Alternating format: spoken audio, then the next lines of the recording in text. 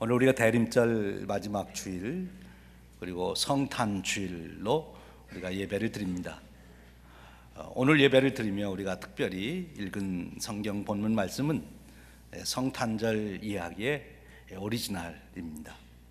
성탄절을 맞이하며 우리가 다시 한번 이 성탄절 이야기를 주의 깊게 잘 살펴보는 것은 굉장히 중요합니다.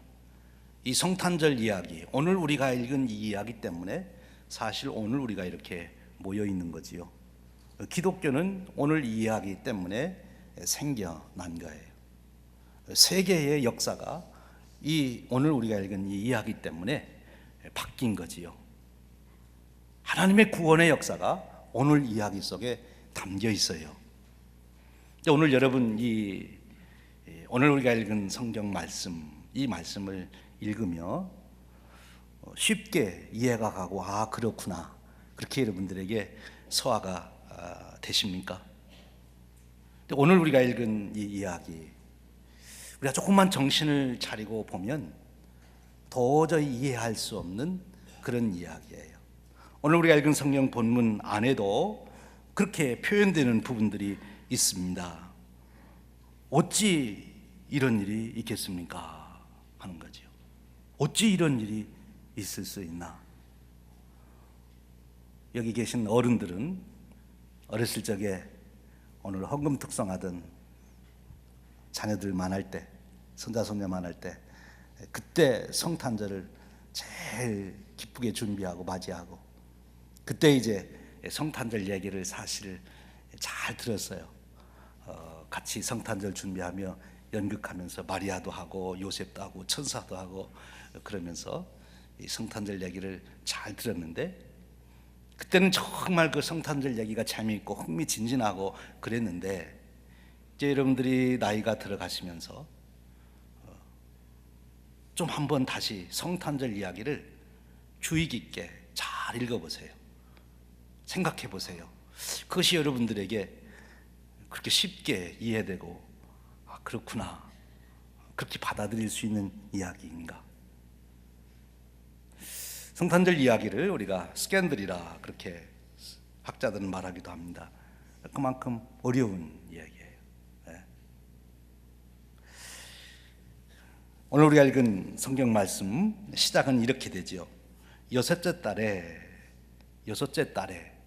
이 여섯째 달이라고 하는 것은 그 뒤에 이어지는, 또 앞으로 읽어보면 세례 요한의 어머니 엘리사벳이 세례 요한을 잉태한 지 6달째, 그 뜻입니다.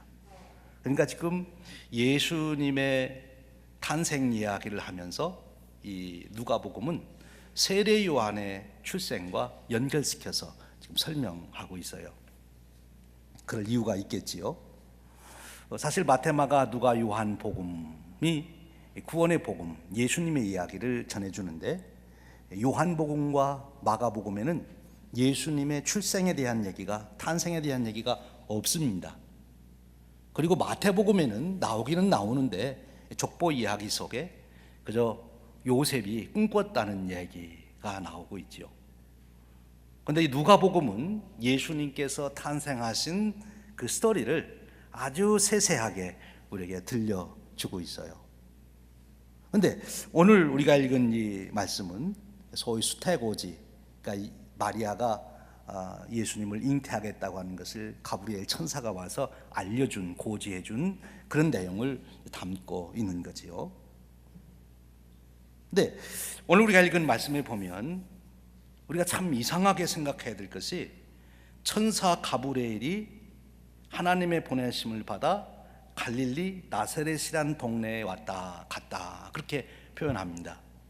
그래서 마리아라고 하는 처녀를 만난 거지요. 근데 여러분 지금까지 살아오시면서 천사를 만나보신 적이 있으세요? 천사 만나보신 적이 있습니까?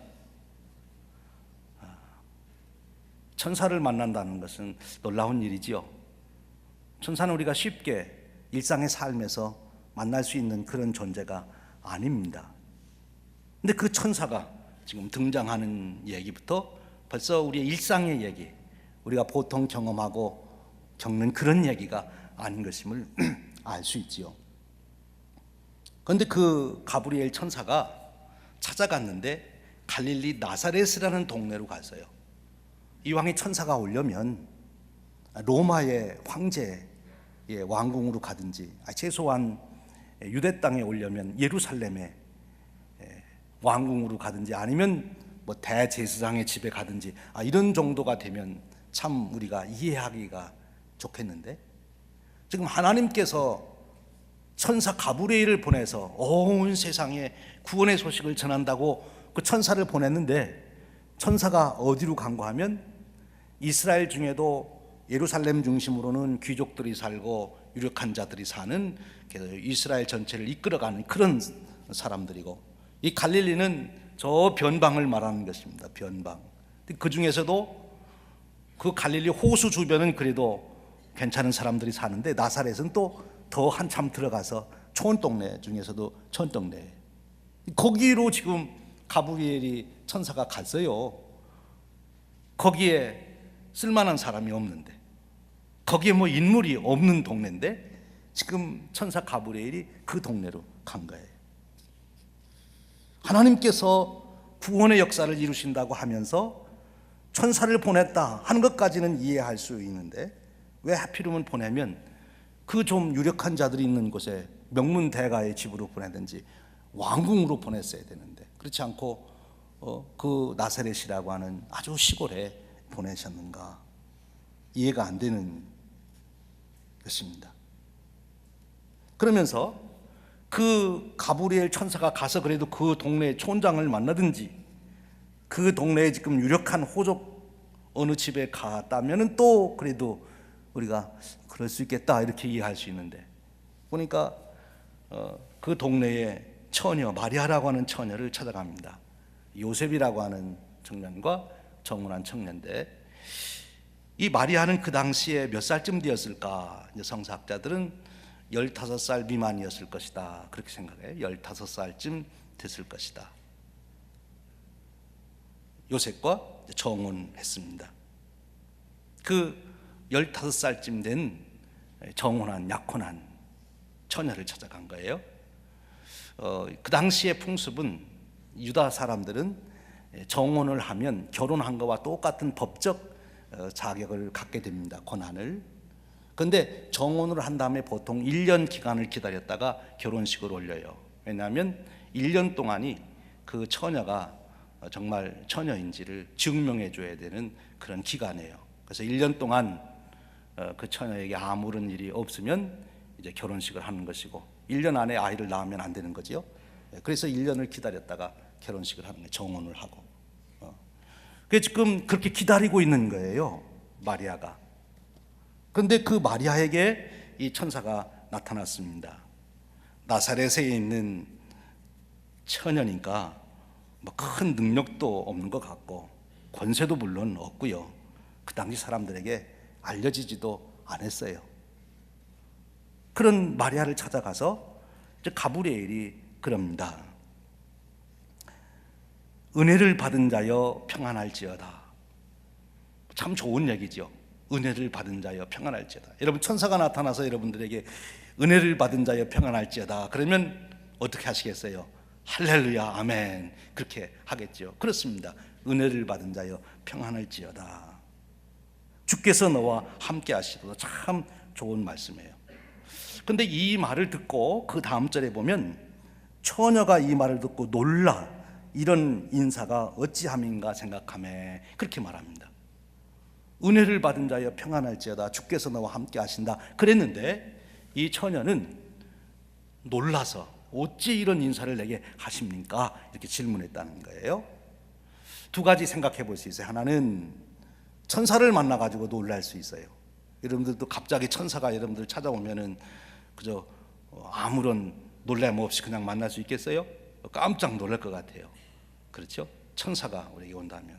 그리고 또 하나는 천사가 와서 자기에게 은혜를 받은 자여 평안할지어다. 주께서 함께 하신다. 이렇게 말씀하신 거예요. 아마 순간적으로 마리아는 그런 생각을 했을 수 있어요. 왜냐하면 자기의 친족 엘리사벳이 나이가 많도록 아이를 못 가져가지고 아이를 갖는 것이 소원이었는데, 6개월 전에 임신했다고 하는 소식을 이 마리아가 들었단 말이에요. 그런데 그때 천사가 나타나 가지고 그런 소식을 전해 주었고 그 일이 일어났다. 그러니까 이 마리아도 천사가 나타나서 말을 하니까 우리 친족 엘리사벳에게 사가랴에게 나타났던 그 역사가 내게도 일어나는구나. 그런데 왜 나에게 이런 말을 할까? 난 도대체 무슨 얘기야? 라고 아마 의아했겠지요. 그 다음 천사의 답변이 놀랍습니다. 천사가 이르되 마리아야 무서워 말라. 내가 하나님께 은혜를 입었느니라. 좋습니다. 하나님께 은혜를 입었습니다. 그러니까 무서워할 필요가 없습니다. 그런데 31절에 이 처녀에게 천사가 무엇라고 말하는가 하면 보라 네가 잉태하여 아들을 낳으리니 그 이름을 예수라 하라. 이렇게 말씀하시는 거예요. 지금 정혼해 놓고 결혼식을 기다리고 있는 처녀에게 와서 네가 잉태해서 아들을 낳을 것이다. 그렇게 얘기했어요. 여러분 우리 교회에 우리 같이 신앙생활하는 중에 어느 가정이 한 40, 50이 되어도 아이를 못 가져서 늘 같이 기도하다가 어느 날 그 가정에 아이를 갖게 되었습니다. 우리가 다 어떻게 할까요? 어떻게 하겠어요, 여러분? 할렐루야, 아멘. 여러분의 따님들이 결혼해서 시집을 갔는데 40, 50이 가까워도 자녀를 못 가졌는데 열심히 기도하다가 어느 날 전화가 왔는데 임신했어요. 그럼 여러분 뭐라 그래요? 아이고 하나님 감사합니다. 감사합니다. 이렇게 인사할 거예요. 감사합니다. 그렇지, 우리 하나님은 역시 은혜로우신 하나님이시지. 근데 지금 여기 마리아는 우리 현재로 얘기하면 이제 미들스쿨 다니는, 하이스쿨 다니는 아이들인데 우리 교회에 소문나기를 우리 교회에 하이스쿨 다니는 여학생이 임신을 했대요. 그러면 여러분들이 할렐루야 은혜입니다 그러시겠어요? 고개를 설레설레 흔들면서 너 하나님 이건 아닙니다. 하나님 이건 아닙니다. 그럴 거예요. 그렇지요? 그렇잖아요. 그런데 지금 마리아한테 천사가 와서 하는 말이 은혜 받았다고 그러더니, 아니 은혜 받았으면은 결혼식에 뭐 큰 좋은 일이 있을 거라든지 결혼함으로써 이제 뭐 내 친정도 시집도 뭐 복을 받을까 이러면 할렐루야 할 테인데, 아니 결혼을 앞둔 이 처녀에게 천사가 나타나서 은혜 받았다고 평강하라고 그러더니 하는 말이 네가 아들 낳는다는 거예요. 이거 받아들일 수 있어요? 이게 은혜예요? 그 당시 법으로는 이제 마리아는 이게 사람들에게 알려지면 이제 끌려나가서 돌에 맞아 이제 죽어야 되는 거예요. 그 부모님들은 마리아한테 뭐라 그러겠어요? 집안 망신시켰다고, 그리고 호접해서 파내라 뭐 그러지 않겠어요? 요셉은 어떻게 했어요? 이웃집에 살던 요셉, 이제 얼마 안 있으면 결혼해서 행복하게 깨가 쏟아지도록 그렇게 살아야 되겠다 이렇게 지금 꿈꾸고 있는데 요셉은 어떻게 하겠어요? 어제까지만 해도 그렇게 친절하고 하늘에서 별 떠다 준다고 그러더니 이제 오늘 와가지고서는 그 쳐다보는 눈이 아주 보통이 아니잖아요. 예? 그러면 너하고 나하고는 끊자, 없던 걸로 하자 이러면 큰일 난 거 아니에요. 지금 그런 일이 벌어진 거예요. 마리아가 지금 아들 낳는다는 얘기가 마리아에게 할렐루야 할 일이 아니에요. 지금 큰일 난 일이에요. 큰일 났어요. 큰일 났어요. 그래서 마리아가 말합니다. 그럴 수가 없습니다. 이 천사는 마리아에게 그 얘기를 하면서 계속 이어서 하는 말이 그가 큰 자가 되고 지극히 높으신 이의 아들이라 일컬음을 얻을 것이요 또 주 하나님께서 그 조상 다윗의 왕위를 그에게 주겠다. 도저히 연결이 안 되는 얘기예요. 이렇게 얘기했으면 마리아가 조금 이해가 갔을지 몰라요.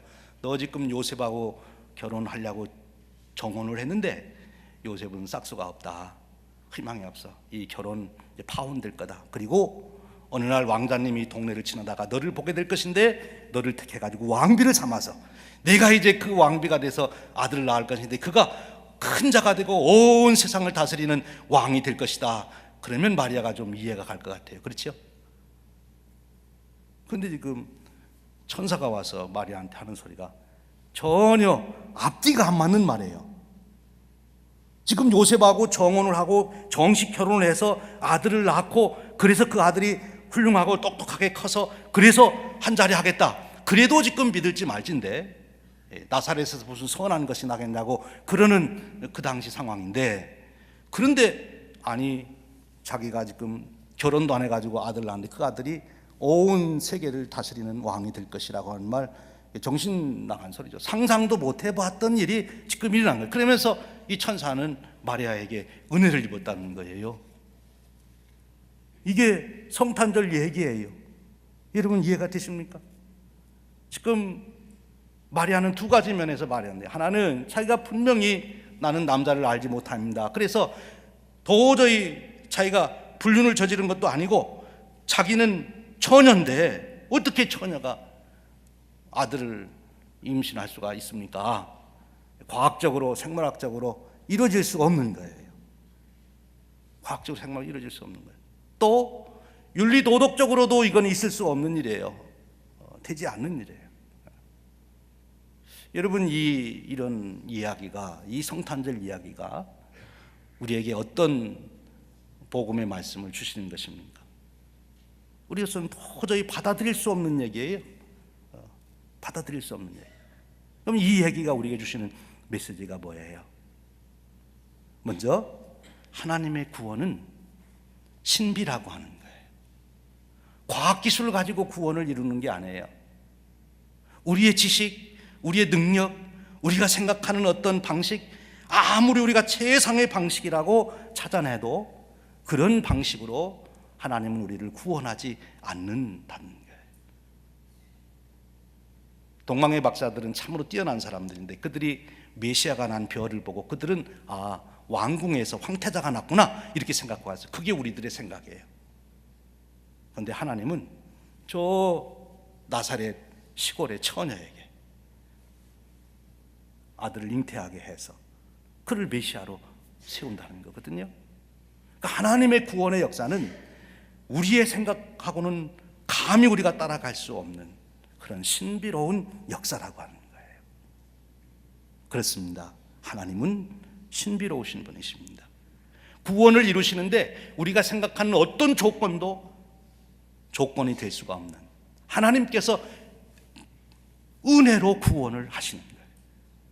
우리의 기술, 우리의 노력, 우리의 능력, 우리의 어떤 권세, 그런 것이 우리의 구원을 이루는데 아무런 필요가 없다는, 오직 하나님이 구원하시니 구원받는 것입니다.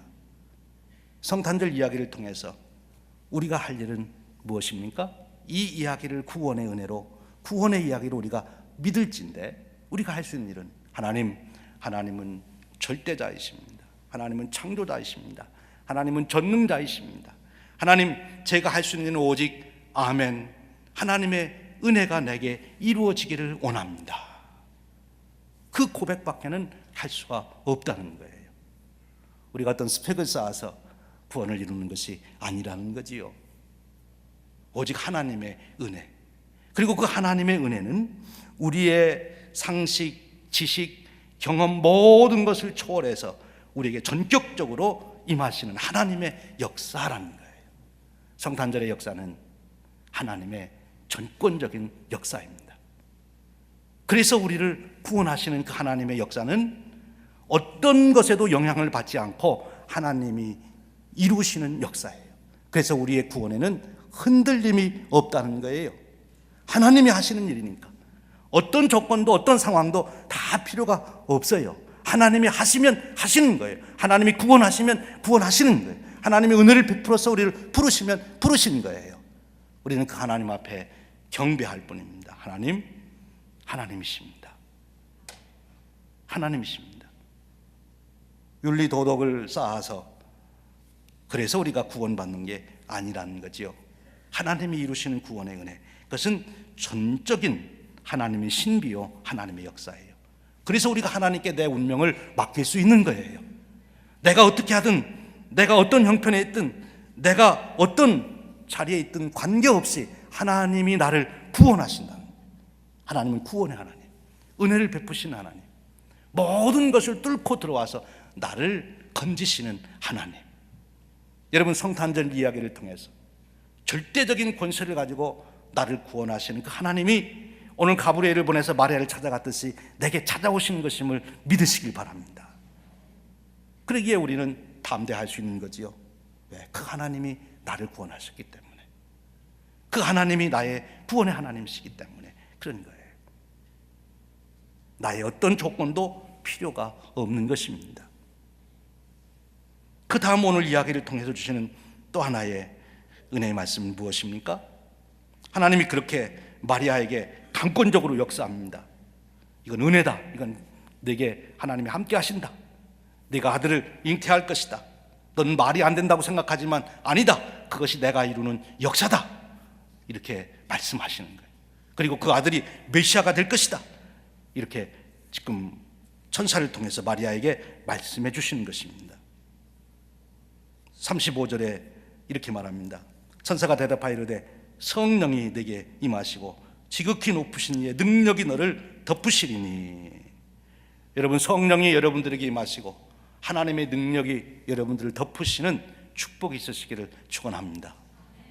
그랬더니 그 시골 처녀 마리아, 아무 이름도 없고 정말 역사에 어떤 공을 남길 수 있는 아무런 능력도 조력도 자권도 없는 그 처녀에게 메시아가 잉태돼서 그가 메시아를 낳는 위대한 어머니가 되는 거예요. 하나님의 역사는 그렇습니다.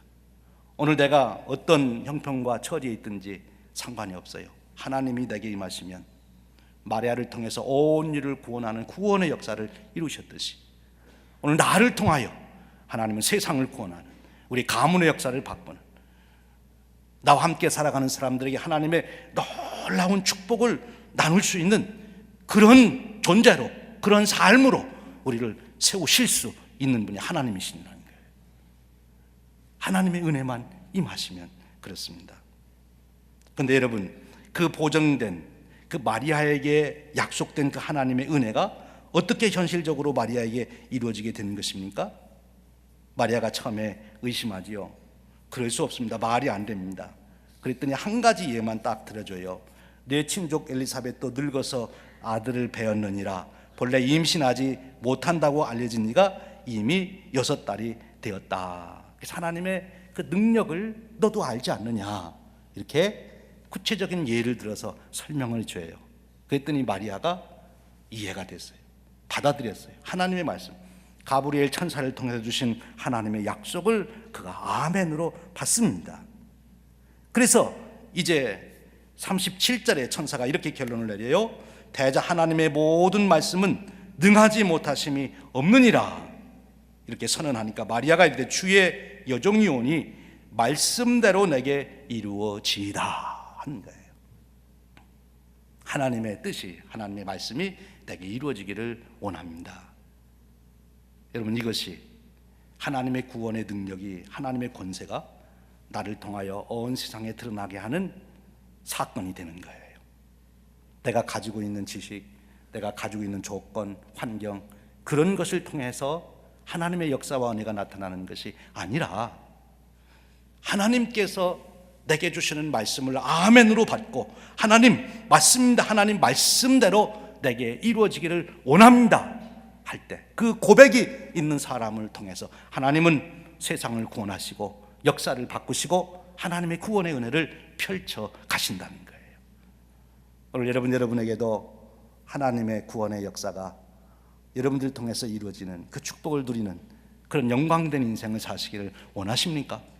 그렇다면 하나님 말씀대로 내게 이루어지기를 원합니다. 그런데 여러분, 이 마리아의 고백은 쉬운 것은 아니었어요. 오늘 우리는 오랜 세월이 지나서 예수님이 십자가에 돌아가시고 부활 승천하시고 다시 오신다는 약속을 하신 그 사건까지 다 알기 때문에 쉽게 이해할지 모르지만 이 말을 듣는 당시로 돌아가 보면 마리아는 주님의 말씀대로 이루어진다는 것은 현실적으로는 돌에 맞아 죽는 것이고 수치를 당하는 것이고 버림을 받는 것입니다. 여기서 우리 한 가지 기억할 것이 있어요. 하나님이 우리에게 주시는 은혜가 당장 내 눈으로 볼 때는 그것이 고난이고 힘들고 어려운 일이고 그렇게 될 수 있다는 거예요.